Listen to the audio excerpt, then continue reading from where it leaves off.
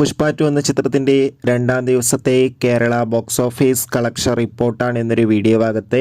വീഡിയോയിലേക്ക് മുൻപ് video like ചെയ്യുക, ചാനൽ സബ്സ്ക്രൈബ് ചെയ്യുക.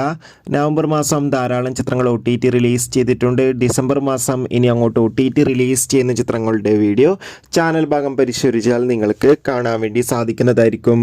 അല്ലു അർജുൻ, രേഷ്മിക, ഫഹദ് എന്നൊക്കെ പ്രധാന കഥാപാത്രങ്ങളായ ചിത്രമായിരുന്നു പുഷ്പ 2.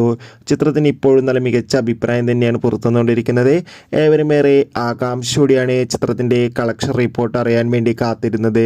ചിത്രത്തിന് രണ്ടാം ദിവസം അത്യാവശ്യം മികച്ചൊരു ബുക്കിംഗ് തന്നെ കേരളത്തിൽ നടന്നിട്ടുണ്ടായിരുന്നു. അതുകൊണ്ട് തന്നെ 3 കോടിക്കടുത്തെങ്കിലും കളക്ഷൻ നേടുവാൻ വേണ്ടി സാധിക്കുമെന്നാണ് ട്രാക്കിംഗ് റിപ്പോർട്ടുകൾ സൂചിപ്പിക്കുന്നത്.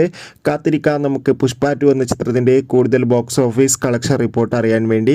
ചിത്രം കണ്ടവരുടെ അഭിപ്രായം കമൻറ്റ് ചെയ്യുക. കൂടുതൽ സിനിമാ വാർത്തകൾക്കായി ചാനൽ ഇപ്പോൾ തന്നെ സബ്സ്ക്രൈബ് ചെയ്യുക.